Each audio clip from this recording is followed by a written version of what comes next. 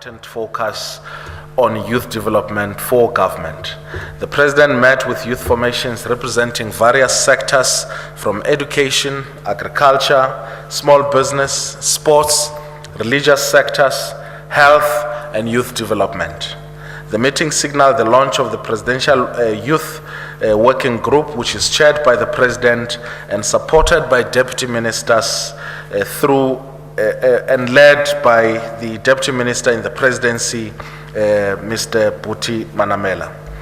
The President said in his opening that he has established the Presidential Youth Working Group to mainstream youth development and empowerment in the work of government, and that this group is also designated to enable young people to shape government policy by sensitizing us to the impact of policies on the youth and the future of the country. And in this regard, we are saying that youth development is now everybody's business and it is not to be pushed aside. Every government department, said the President, must ensure that its policies talks to youth development. President Zuma also acknowledged the wide-ranging consultation that preceded and subsequently formed part of the National Youth Policy 2020 that was presented to the meeting by the Deputy Minister in the Presidency. The meeting also discussed the National Youth Policy, which is anchored on the National Development Plan, aims to respond to 4 big challenges faced by young people, which are joblessness, poor skills levels, poor health care, access including reproductive health care, and also a divided nation and the drug scourge.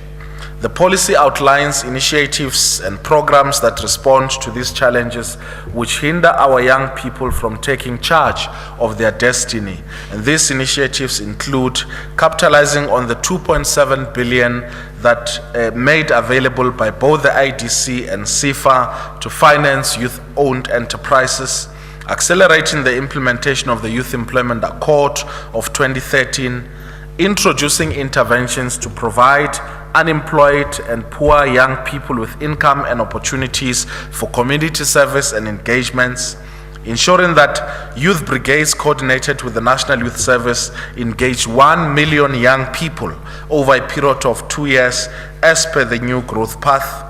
The Department of Basic Education, working with the private sector, private providers to support learners who need a second chance to pass their matric and matric rewrite programs to be supported and widely known. The Department of Higher Education to develop an articulation policy to harmonize education between schools, ABET centers, community colleges, TVET colleges, universities, and other providers of education and training. Through this meeting, the President also emphasized that the feeling of exclusion suffered by young people who have never had a job or even earned an income and thus still depend on their aging parents means work to turn this around should begin now. The meeting was informed that the National Youth Policy tells a frightening story, that the absorption rate of young people is half that of adults. 36.1% young people between the ages of 15 and 35 are unemployed, which is almost double the 15.6% of adult age between the 35 and 64 who are unemployed. 34.5% of young women are neither employed nor at school, including further and higher education. Young people's risky behavior leads to high morbidity and mortality rate, and they faced the highest HIV/AIDS infection rates. HIV prevalence peaks in women aged between the ages of 30 and 34 years at 36.8%, and in 2013, 2,515 of the total 5,698 transport-related deaths in South Africa were young people. Similarly, 69% of deaths due to assault and 59% due to intentional self-harm occurred among those aged between the ages of 15 and 34.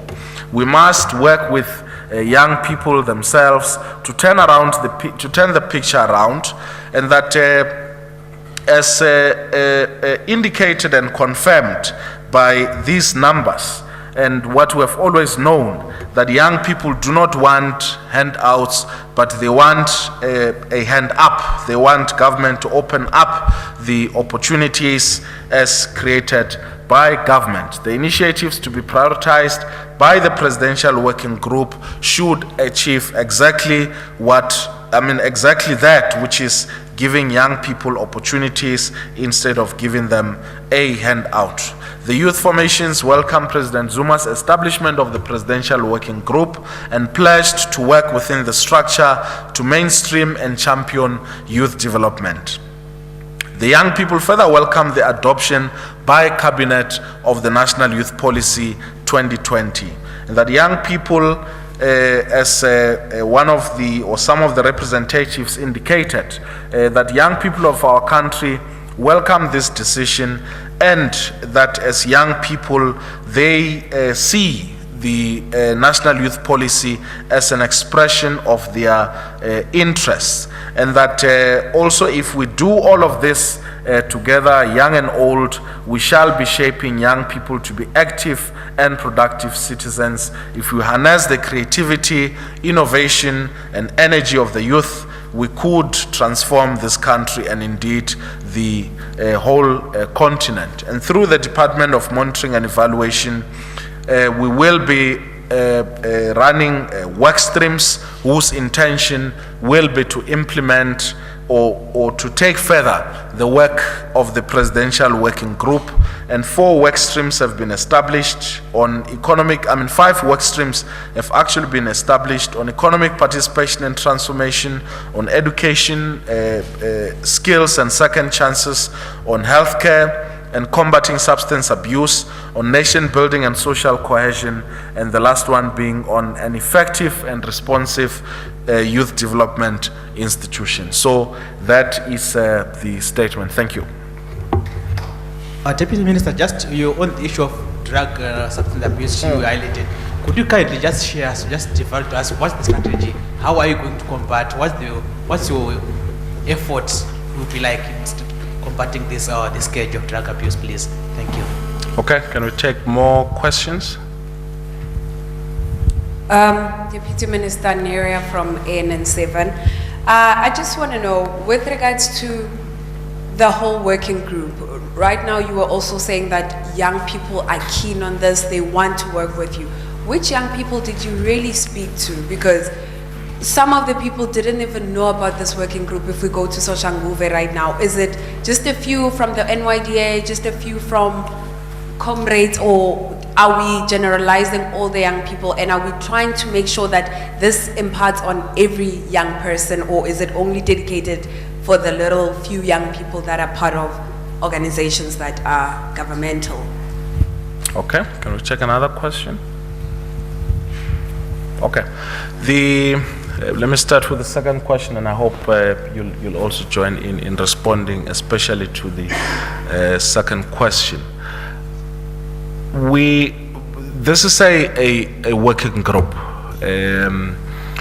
and it is as representative as possible. It means that because we cannot speak directly to each and every young person through a working group, therefore organizations that represent young people were invited to participate, to engage with the president and to share their views. The working group did not include, as you say, comrades. The working group was comprising of youth formations in the civil society, in the NGO, and as we've indicated, students formations, youth in the agricultural sector, and and so forth and so forth. We believe that youth political formations have ample time to engage with the president in parliament and everywhere else, but this was more of organizations at a grassroots level of young people. There are obviously platforms wherein the president engages directly with young people. It could be through the Siyahlola programs. It could be through any other program initiated by the presidency to engage with the president directly with young people. But we see this as a working group, meaning that it is work, it's outcomes oriented, and we will also be monitoring and evaluating the implementation of the outcome of this work of the working group over a period of time. And I'm sure the youth formations would speak more. There were also concerns around the obviously the representativeness, the issue of involving more young women, the issue of the working group representing the diverse nature of our country, and we took all of those things into consideration, and therefore in future we will ensure that working together with the Youth Council and the NYDA, the working group is as representative as possible, but still remain a working group, which is an emphasis. Now, secondly, there is the national drug strategy that is in place, whose program has been integrated into the national youth policy. And part of the actions firstly includes, reducing the availability of drugs and alcohol amongst young people. We know that there are discussions on policy interventions by government in that regard. Part of the IMC on immigration also has been looking specifically at the issue of availability of drugs.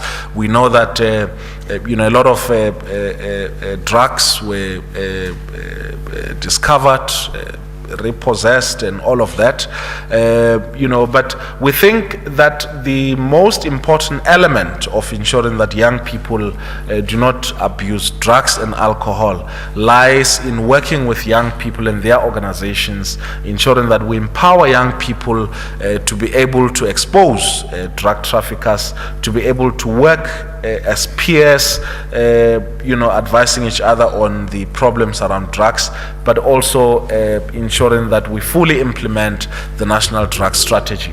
I don't know if you'd want to respond to some of those questions. You good? Yeah, you can continue.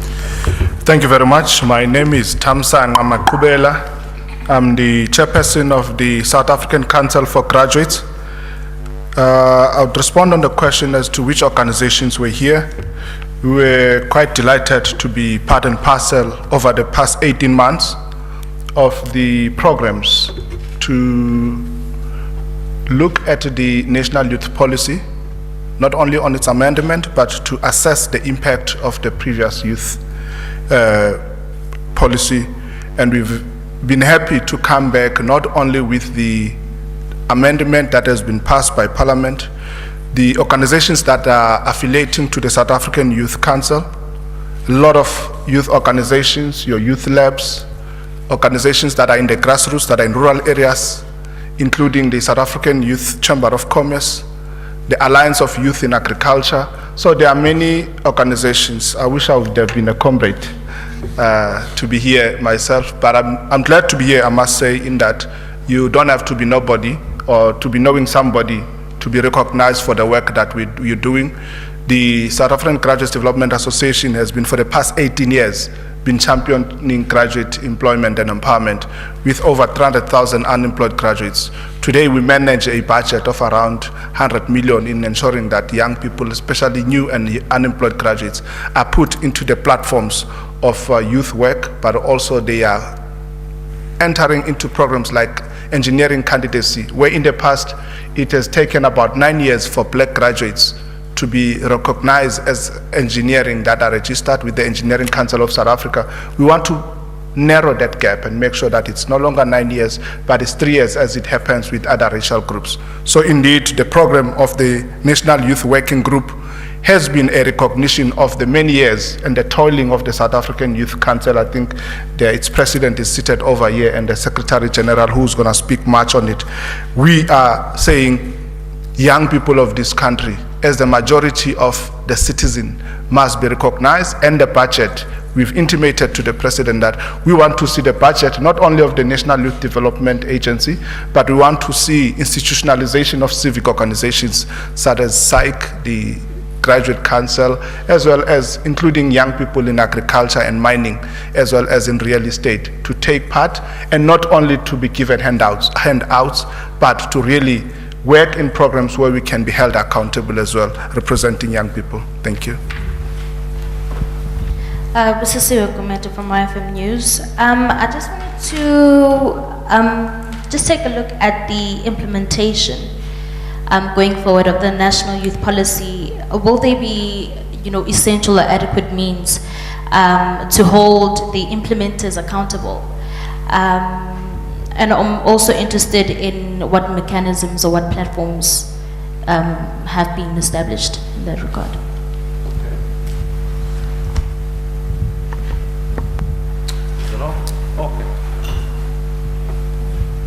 Sorry, with regards to education and just education's role, what maybe have suggestions came out from the meeting, if representatives would? Okay, just a quick responses, and I'm sure the panel would add on. I think one of the participants mentioned their involvement with the CEP of 5,000 and CEP of 500,000. And there are a whole range of other initiatives that are taking place, that are government-led, that are civil society-led, in a whole range of areas, be it poverty alleviation, be it employment creation, be it dealing with or mobilizing young people to volunteer and so forth. The role of the Presidential Working Group would be to ensure that we channel the relevant projects and initiatives into the relevant departments or into the work of the NYDA. So we acknowledge all of those projects which are existing at a local, provincial or national level, and I think our aim is to consolidate and look at the entirety of government's work on youth development, including some of those initiatives. The National Youth Policy's implementation, what we firstly asked the NYDA to do is to start with the process of designing an implementation strategy. And parallel to that, which are processes that talks to each other, is the work streams that we spoke about in the statement. Good afternoon. Is it already afternoon? Everyone. My name is Tessa Dooms. I'm from an organization called Youth Lab, and we're an independent youth think tank, youth policy think tank. We came into this process through the NYP consultations, where we hosted an independent consultation with young people on the policy and helping to craft the policy, and thus got involved with the presidency that way. Just to answer a few of the questions, the one around things like TEPA 500,000 and other job implementing strategies. One of the things that we looked at the economic work stream was that the first thing we want to do is make sure that we actually do a retrospective look at the things that have been put in place. So for instance, the tax incentive, we know that there aren't really a lot of figures around whether that is being implemented, how it's working, who's benefiting from it. The jobs fund, so we've asked for a review of all of those through our work stream so that we can actually see, number one, are they being implemented? Number two, who's benefiting? And number three, how can young people benefit more from those programs going forward, and how can we help do that? A second suggestion that was made is that we look at existing programs that are trying to filter young people into jobs already and see if there are best practice models that government can start supporting. So there are a lot of, as we know, we live live in the communities where there are skills programs and jobs programs that are happening on the ground, but nobody knows about them, and the ones that are working are not being supported. So we are looking for ways for government and private sector to become aware of the best practices in terms of getting young people into jobs that are happening from communities, and particularly youth organizations in communities.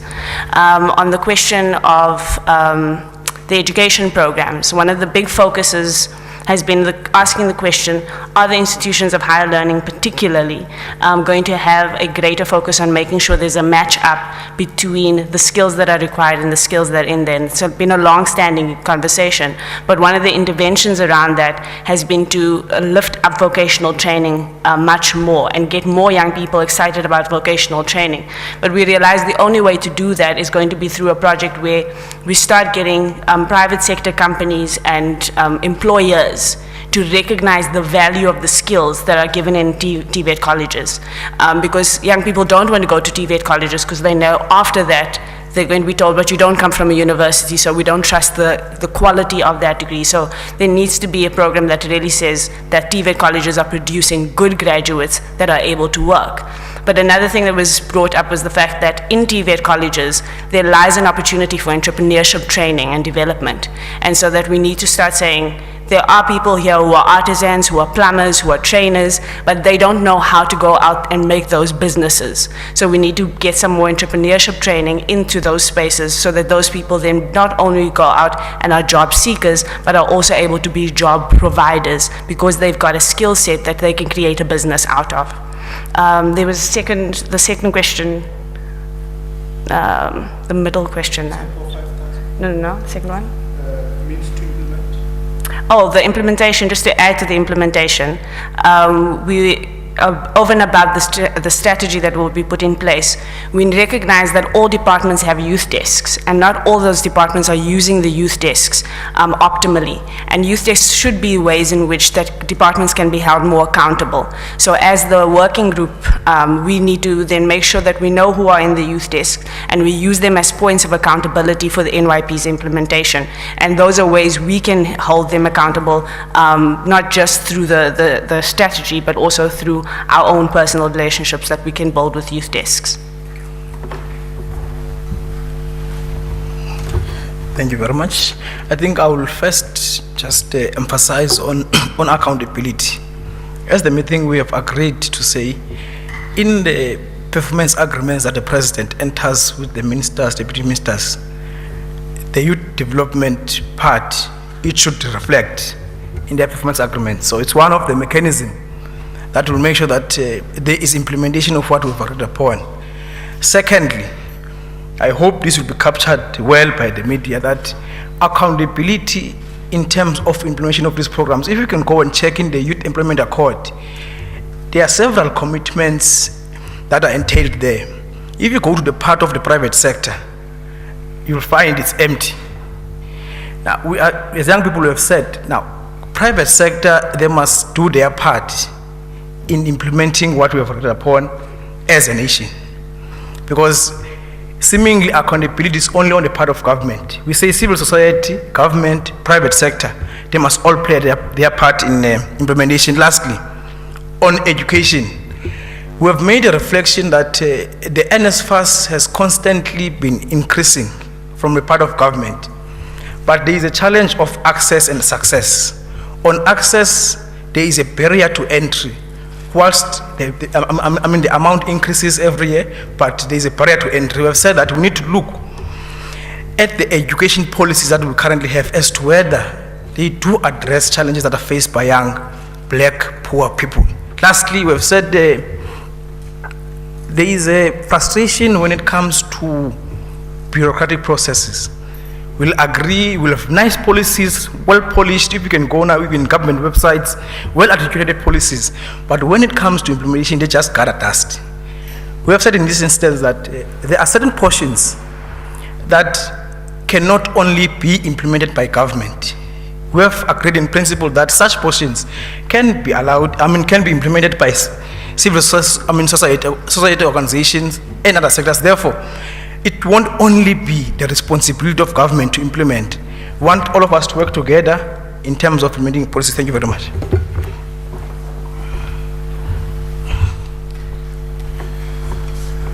Thank you. Just few additions. On the CEPO 500,000, we have looked at the new BE codes that we would want to have set asides in regard to this, particularly preferential procurement, issues of enterprise development. We as a council, we realize that we cannot afford to have all new graduates coming out of university to look for employment. So we would want, through the South African Union of Students, SAIC, and the council, and the government agencies such as the Technology Innovation Agency, CEDA, to run campus innovation incubators so that young people, when they leave campuses, they can run their own businesses.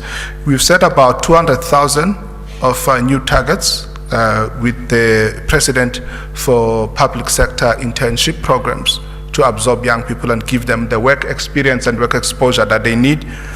We've also said that we have established since 2013 the Youth Employment Awards, where upon private sector is encouraged to participate. We need private sector. Government can only set an enabling environment, but private sector should absorb these young people. So we believe that through these Youth Employment Awards, we can reach around same number of about, for starters, by 2017, 200,000 internship programs that are run through the private sector.